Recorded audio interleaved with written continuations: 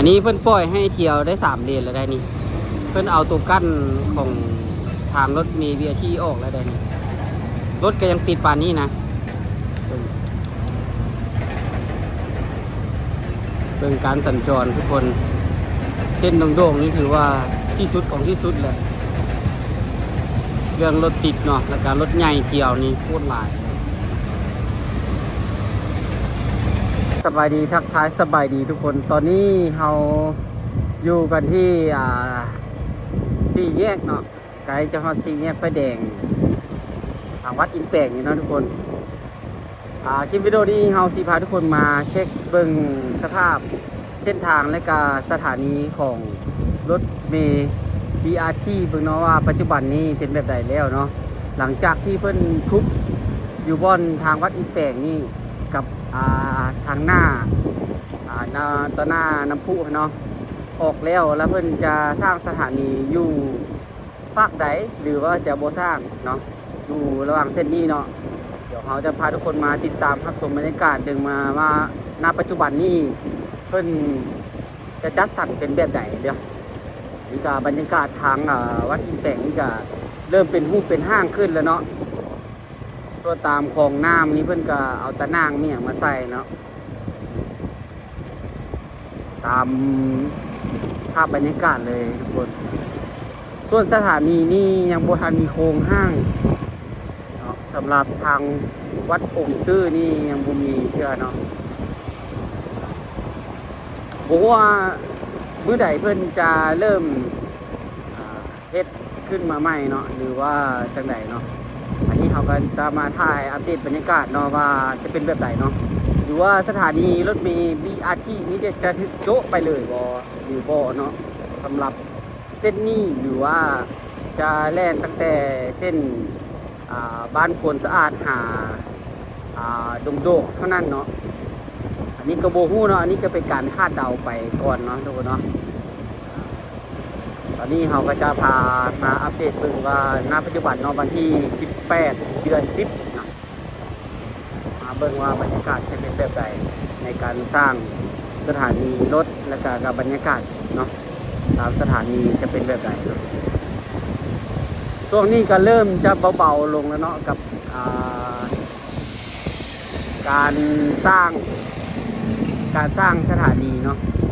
ก็จะบ่ค่อยเห็นเน้นหนักพอปานใดแล้วเนาะแต่ละจุดนี้ก็ถือว่าอาจจะถึกโจ๊ะแล้วก็จะมีการวางแผนกันใหม่หรือบ่เนาะสำหรับโครงการนี้มาเบิ่งกันเนาะตอนนี้เราก็จะขี่เข้าสั่งแยกไฟแดงหอคำกันแล้วเนาะเนาะตามเส้นทางนี้ก็เริ่มแล้วเหมือนแล้วเนาะเริ่มจะแล้วเหมือนแล้วเนาะเริ่มเป็นระเบียบขึ้นละ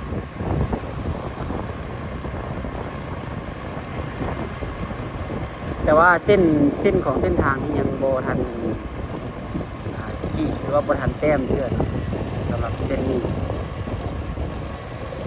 เดี๋ยวเราจะเลี้ยวซ้ายไปเลยเนาะจะเลี้ยวซ้ายออกไปเลยเนาะเราจะบุกอีซื่อไปคนเลย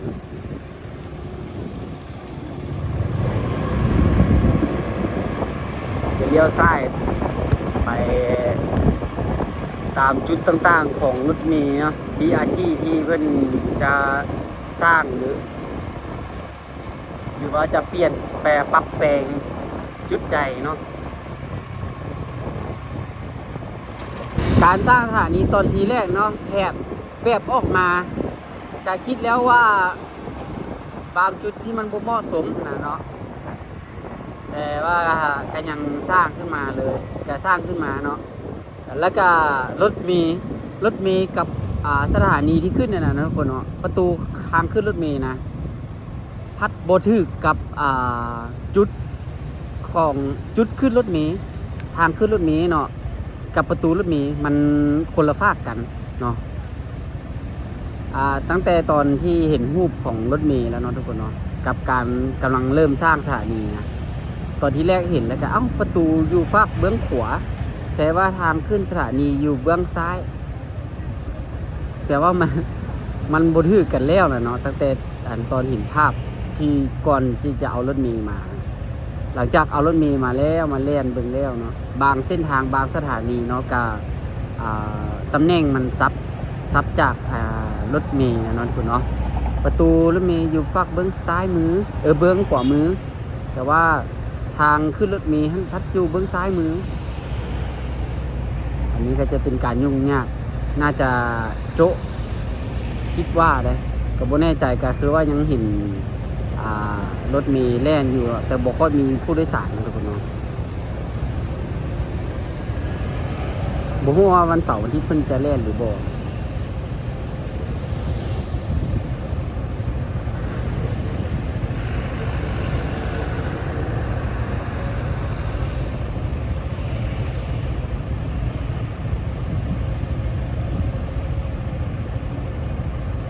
โอ้อากาศมื้อนี้มีลมนะทุกคนเนาะอยากลมหน่อยนึงมีลม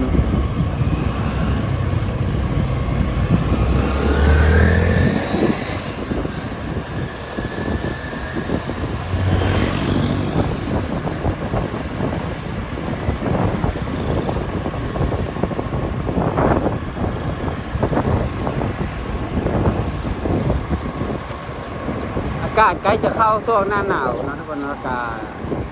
จะมีลมกันแบบนี้เนาะตามมือ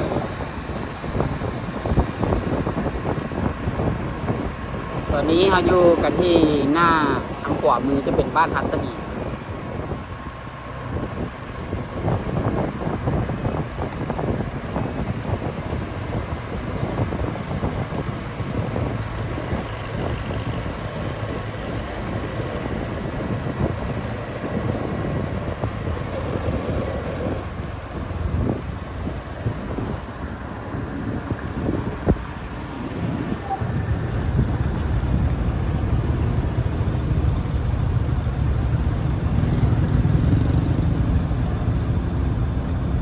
โอเคตอนนี้เรามาอยู่ข้าง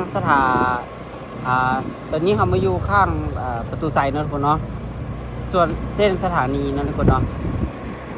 สถานีจะขี่รถอยู่เบื้องขวามือนะทุกคนเนาะอันนี้จะเป็นสถานีรถอยู่ทางข้างส่วนประตูไซน์นี้จะอยู่ทางข้างเส้น2เส้นสีเหลืองนี่ก็จะเป็นเส้นคล้ายๆคือจะเป็นเส้นแบ่งเนาะเส้นแบ่งให้รถเมล์ขี่อยู่เบื้องขวามือเนาะโอ้ให้รถทั่วไปมาปะปนช่วงรถมีที่เพิ่นเที่ยวมาเนาะ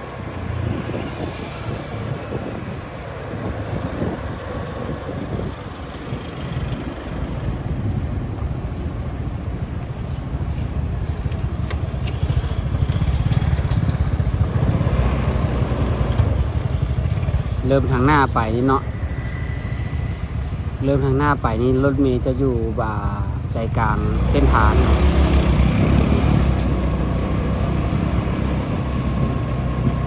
จากจุดนี้มานี่ก็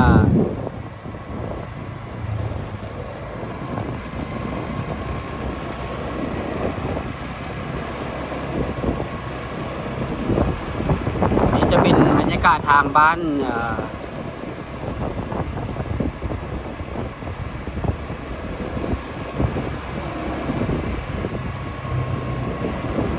นี่เนาะแถวนี้นี่ถือว่าเรียกแล้วเนาะทุกคนนี่บ้านพลไซ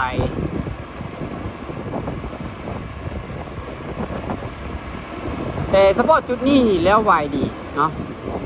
จุดอื่นนี่นอกเหนือจากจุดนี้นี่จุดอื่นยังบ่แล้วเลยเนาะ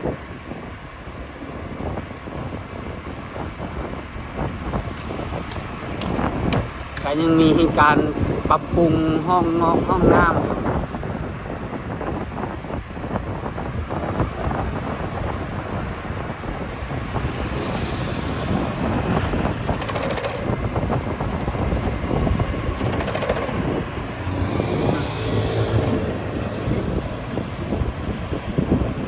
บีอาร์ที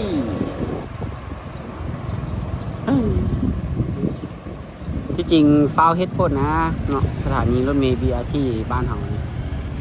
จริงๆอีกสักปี2030หรือว่า2035นี่จึงเฮ็ดเนาะบ้านเมืองกับเส้นทางของบ้านเฮาพัฒนาก่อน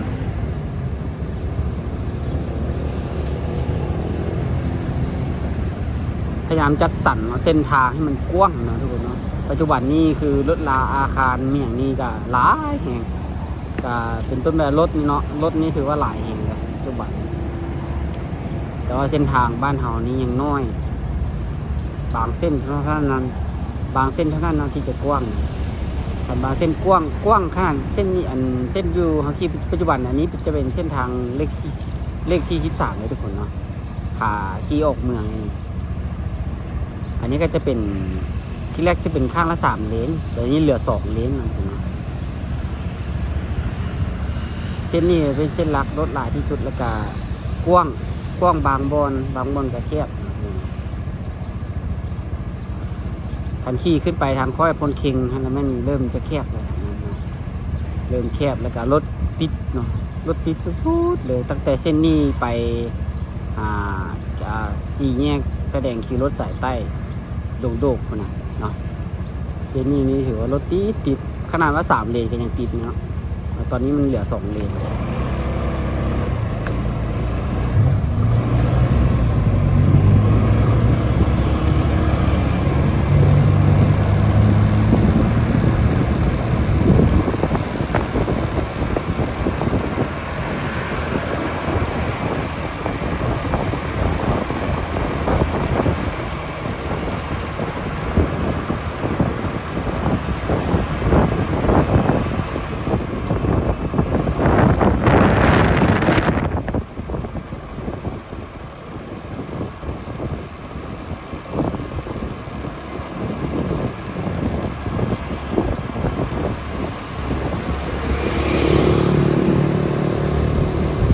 ตามที่เห็นตามเส้นทางเนี่ยทุกคนจุดหลักก็คือยังแก้ไขห้องเนาะเรื่องห้องระบายน้ำป่าห้องน้ำที่นั่นคุณเนาะตามที่เห็นนี่ก็ถือว่าห้องน้ำนี่สำคัญเนาะผมว่าห้องน้ำนี้น่าจะบ่ใหญ่หรอกนะทุกคนน่าจะเป็นห้องน้ำน้อย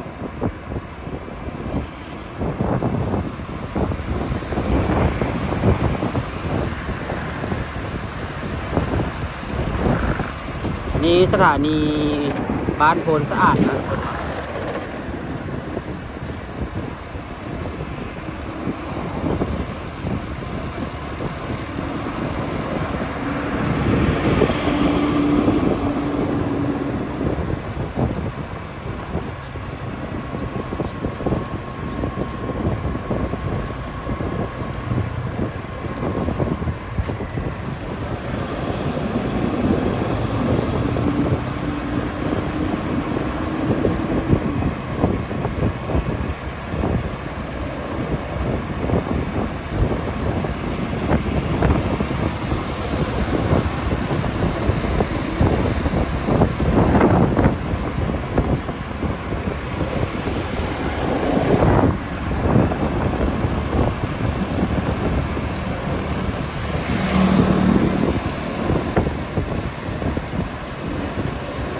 อันนี้จะเป็นทางค้อยโพนคิงเนาะ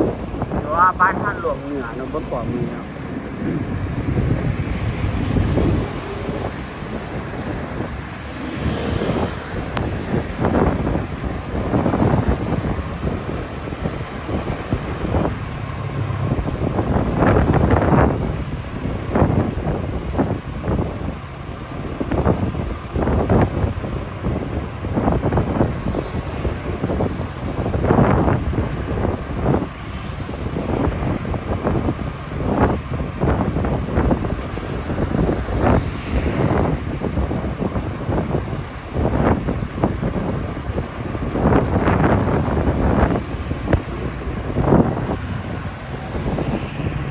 นี่สถานีค้อยโพนคิงนะทุกคนกำลังสร้างอยู่เนาะสถานีค้อยโพนคิง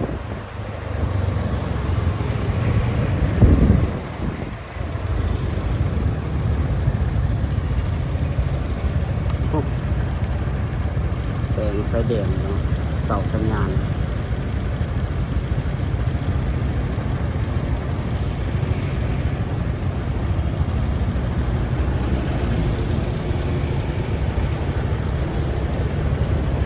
กำลังแปลงเสาสัญญาณใหม่อยู่เนาะทุกคนเนาะติดตั้งเสาสัญญาณไฟแดงตัวใหม่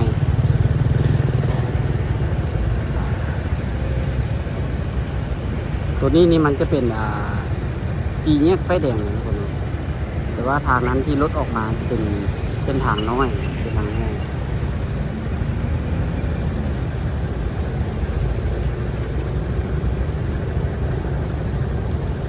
บรรยากาศทางค่อยบนเชียงคนรถติดอันนี้บรรยากาศทางวันเสาร์อาทิตย์นี่ทุกคน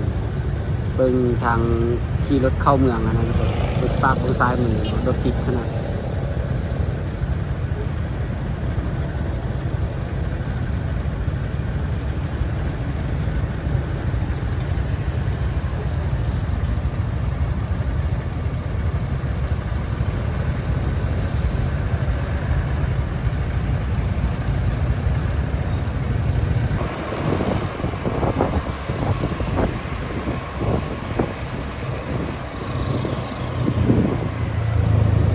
จุดนี้โอ้ตัดเส้นทางเนาะฝั่งท่อน่าจะเป็นท่อสายไฟหรือว่าท่อที่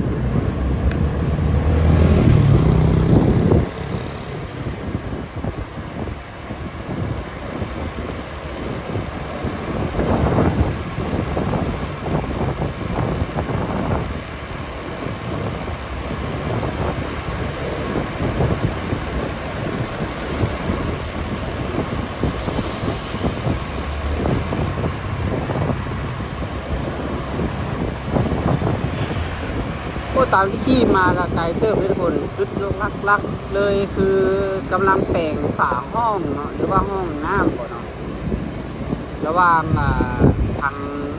กลางของรถมีBRTเนาะสถานีกับบนยังโบเลี้ยวเนาะใครทัดหลวงมาใครบ้านพุนสะอาดมาเนาะทุกคนเนาะวิทย์วงเวียนทัดหลวงตัวนั้นมานี่ก็คือว่ายังโบเลี้ยวเลยสถานีแต่ละสถานีใครนั้นมาแล้วกันโบเลี้ยวน่าจะจำน้ำโด่งเลยเนาะสถานีนี้โบเลี้ยวก็ถือว่าดุนเนาะ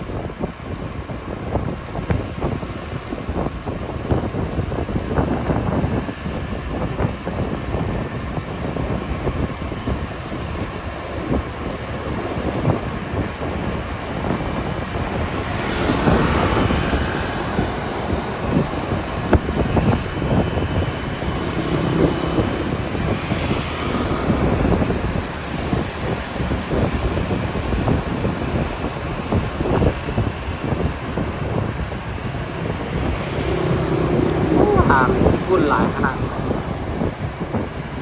ที่ฝุ่นที่ดินทุกคนตามข้างทางที่นั่นหลาย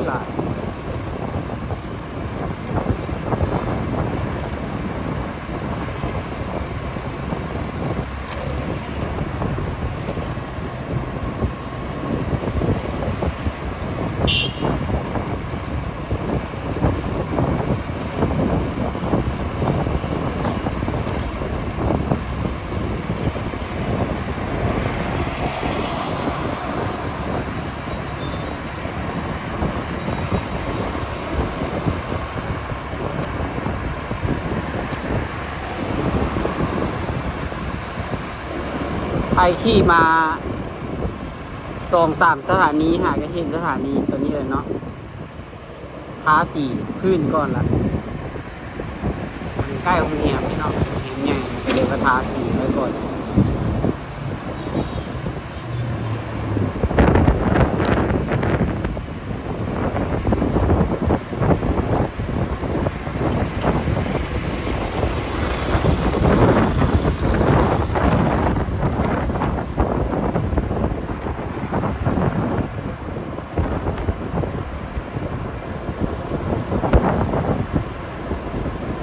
ตอนนี้เราก็จะฮอดสี่แยกไฟแดงหลักสี่นะหรือว่าหอประชุม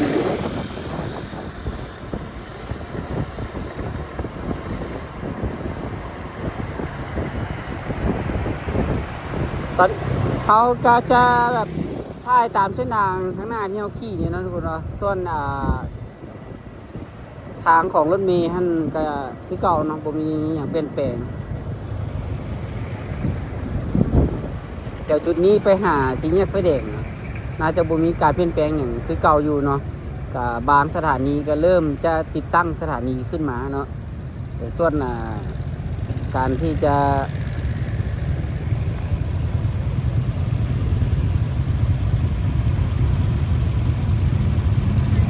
ส่วนนั้นจะมีการเปลี่ยนแปลงหลักๆเส้นทางก็คืออ่าแถวมหาวิทยาลัยแห่งชาติไปเลยนะคนแถวโด่งๆไปเลยเส้นนั้นเนี่ยจะมีการเปลี่ยนแปลงที่มาสำรวจบรรยากาศเบิ่งว่าจะเป็นแบบไหน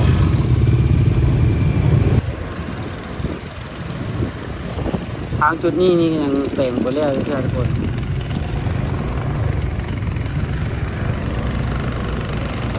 จุดนี้กำลังเจาะพื้นถนนอยู่เนาะเจาะพื้นเส้นทางอยู่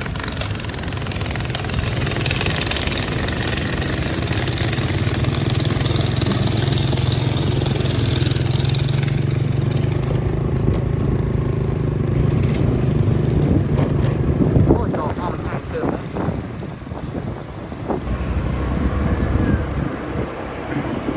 ตอนนี้ฟ้าก็บุดแดดๆอยู่เนาะทุกคนเพราะว่าเบิ่งคือฝนสีตกเนาะแต่ก็บุดน่าแต่ก็ว่าน่าจะบ่ตกตรงเนาะ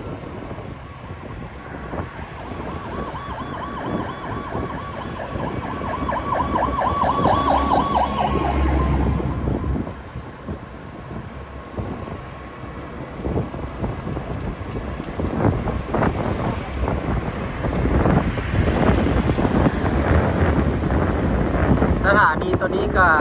กำลังจะสร้างแล้วเนาะอ้อ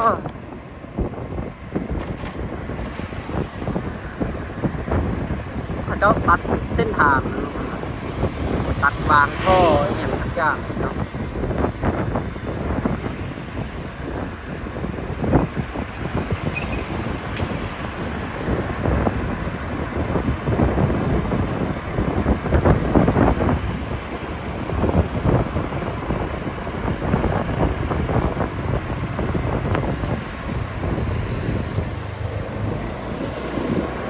ตอนนี้เราอยู่บ้านศรีวิไลนะทุกคนเนาะบ้านศรีวิไลนี่มีอยู่2สถานีนะทุกคนเนาะข้างหน้านี่เนาะซึ่ง2สถานีก็โบได้อยู่ไกลกันหลายเลยทุกคนอยู่ทางบ้านศรีวิไล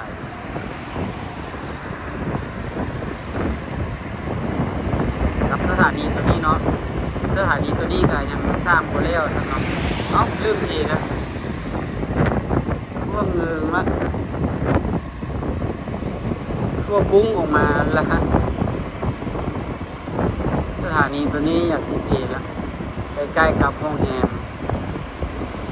โคสโม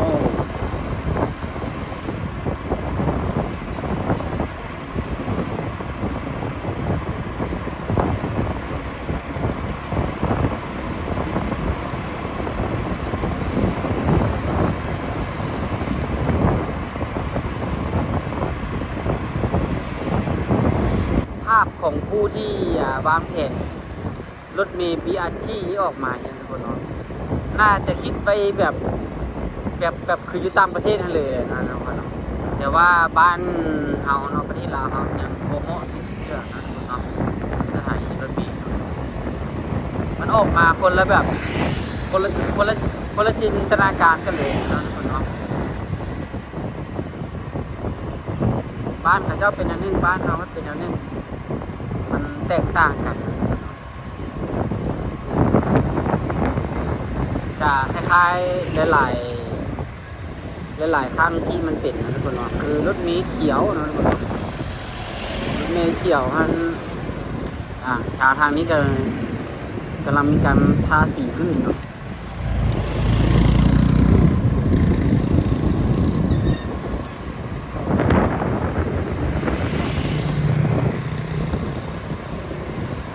ใกล้กับธนาคารพงศ์สวัสดิ์เนาะพงศ์สวัสดิ์แบงก์นี่การทาสีข้างทางนะทุกคนเนาะ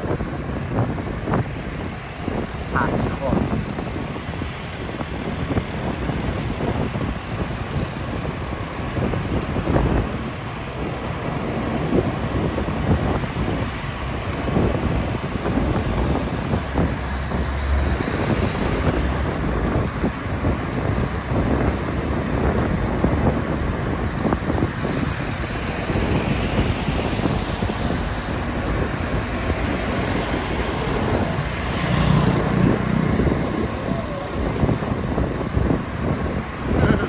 ทาสีขอบแบบลวกๆไปเลยนะทุกคนเนาะ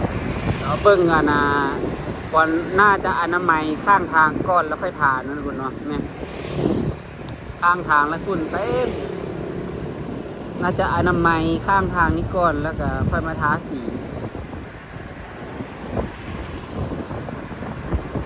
ข้างทางนะที่ดินที่ฝุ่นเต็มทางภาคนี้พัดมีมาทาครับมาทาหางของ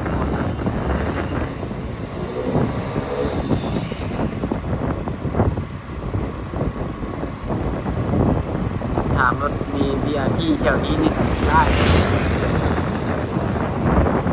ผมเหมาะกับเงินที่ลงทุนไปได้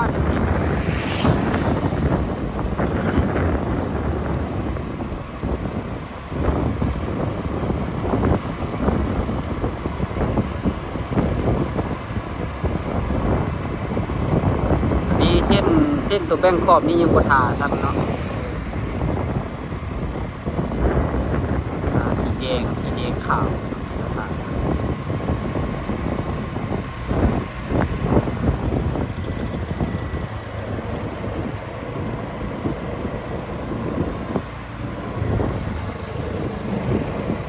ตอนนี้ก็จะมาฮอดสี่แยกไฟแดงคิวรถมีสายใต้ดงโดกกันแล้วนะทุกคน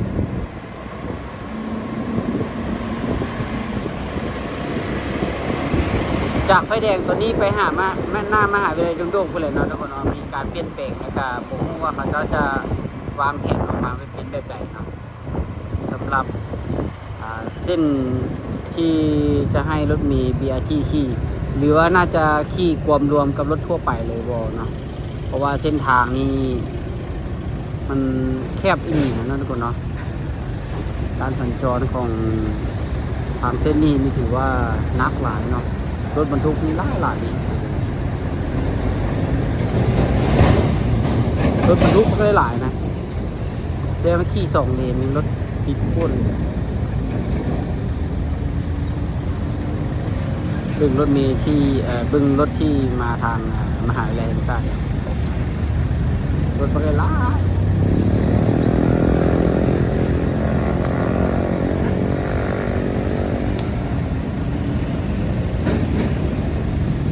ทางเส้นนี้นี่บได้เรียบเลยนะทุกคนเนาะสี่แยกไฟแดงตัวนี้นะ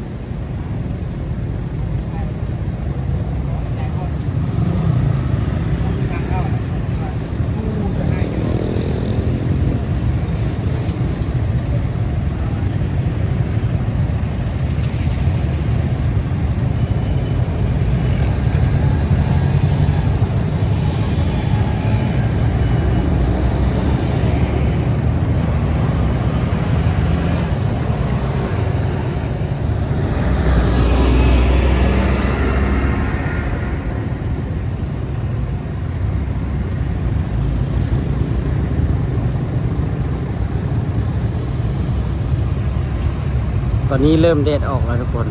ร้อนอะไรแบบนี้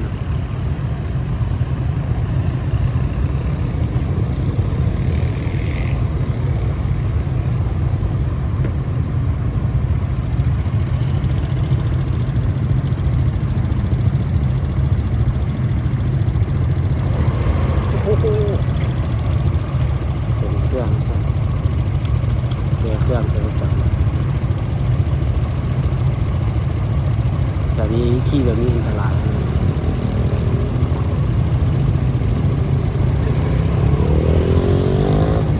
ครับกุ๊กทัวร์ยามนี้ก็มาบ้านเฮาหลายกุ๊กทัวร์จีนเกาหลีโคตรหลายเลยอย่างนี้นะเพราะว่าค่าเงินจีนเฮาก็ยังเฟ้ออยู่เนาะอาจจะเฟ้อหนักเนาะช่วงนี้กำลังราคาคำก็เหยียบ50-60 ล้านละ1 บาท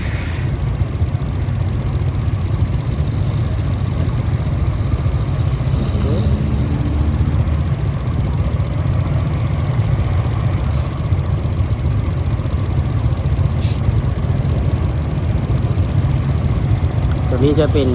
เส้นทางทางใต้ที่เข้ามาขี่ขึ้นไปหาดูโดงทางนี้ก็จะเป็นรถนักเที่ยวเนาะรถนักรถเมล์บรรทุกเที่ยว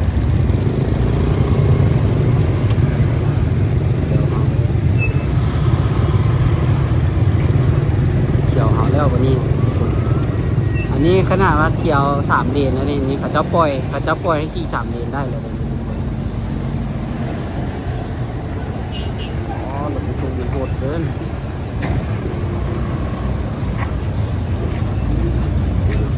อันนี้เพิ่นปล่อยให้เที่ยวได้3 เลนแล้วได้นี่เพิ่นเอาตัวกั้นของทางรถเมล์ BRT ออกแล้วได้นี่รถก็ยังติดปานนี้นะเรื่องการสัญจรทุกคนเส้นโด่งๆนี่ถือว่าที่สุดของที่สุดเลยเรื่องรถติดเนาะและการรถใหญ่เที่ยวนี่โคตรหลาย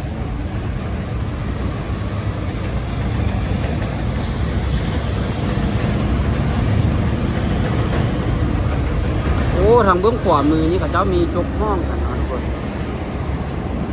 จกห้องน้ำวางท่อน้ำเนาะวางท่อน้ำไม่จะเป็นท่อน้ำใหญ่เลยโอ้โอเคเลยเพราะว่าท่อน้ำเก่ามันส้วมฝนแห่งนี้น้ำท่วมอยู่ตรงนี้มันจะลุกอยู่เนาะหรือบนสี่แยกไฟแดงอยู่รถสายใต้โด่ง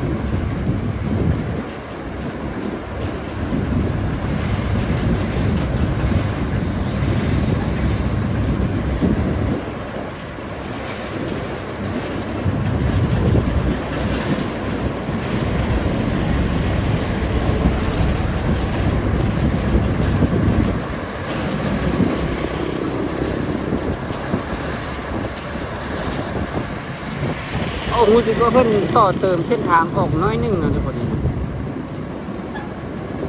ต่อเติมเส้นทางออกน้อยนึงจากทางย่างที่อยู่บนนี้เนาะทุกคนเนาะเขาจะ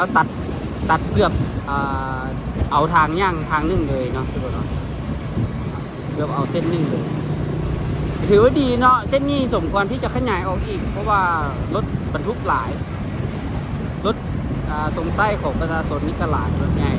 4 ล้อ6 ล้อแล้วก็12 ล้อ22 ล้อนี่หลายเกี่ยว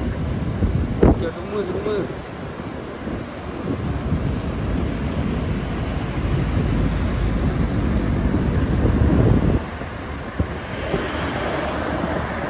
อันนี้ก็จะเป็นสถานีที่2ที่มันสร้างขึ้นแล้วเนาะอยู่เส้นทางที่ขี่มามหาวิทยาลัยแห่งชาติเนาะรถบังสร้างเนาะเห็นครับ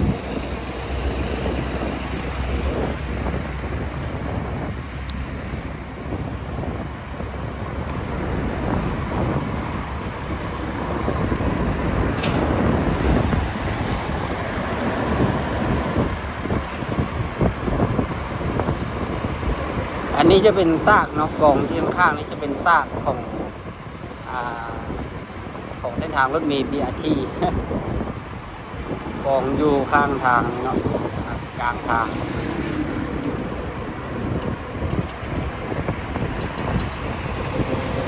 อันนี้จะเป็นสถานีที่3เนาะที่อยู่เส้นมหาวิทยาลัยแห่งชาติ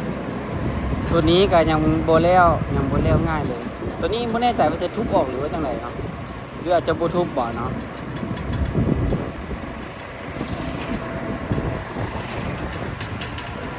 โอ้มีทั้งหมด4 สถานีเนาะทุกคนเนาะอยู่เส้นตั้งแต่ไฟแดง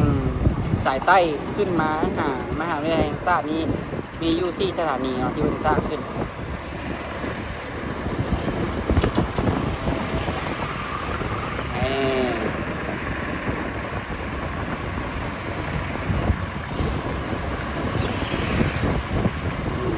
ตัวนี้จะใกล้ไฟแดงเลย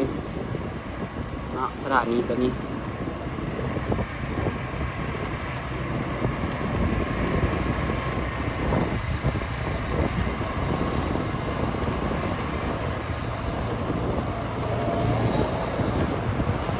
ส่วนอันขั้นนี้เขาจะคือบอกไปทิ่มนะทุกคนเนาะก็ยังกล่องไว้ที่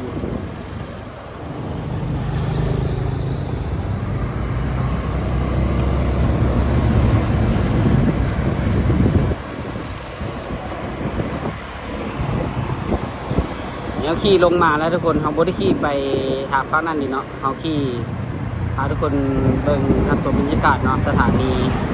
แล้วก็การสร้างเส้นทางการสร้างทางเนาะของระเบียบ BRT นะครับการจัดประมาณนี้ทุกคน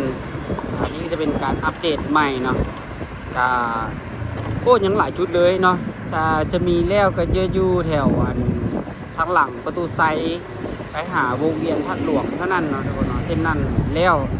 แต่ว่านอกเหนือจากนั้นแล้วก็ยังบ่แล้วง่ายเนาะแถวนี้นี่แห้งคักแห้งนานแล้วเลยแห้งยุ่งยากเนาะทุกคนเนาะแต่บ่ฮู้ว่ารถเมล์ปัจจุบันนี้ขี่มาฮอดแล้วหรือยังเนาะถ้าขี่มาฮอดแล้วสิขึ้นสายสถานีบ่ทันแล้วเนาะทุกคนจุดนี้นะแล้วก็บ่ฮู้ว่ารถเมล์มันจะเที่ยวมาฮอดจุดนี้หรือบ่เนาะณปัจจุบันนี้เนาะก็จะประมาณนี้ทุกคนสำหรับคลิปวิดีโอนี้เขาก็จะขอจบคลิปกันไปเพียงซ้ำนี้ทุกคนกับการอัปเดตสถานีรถเมล์ BRT เนาะแล้วเจอกันใหม่ในคลิปหน้าทุกคนบ๊ายบาย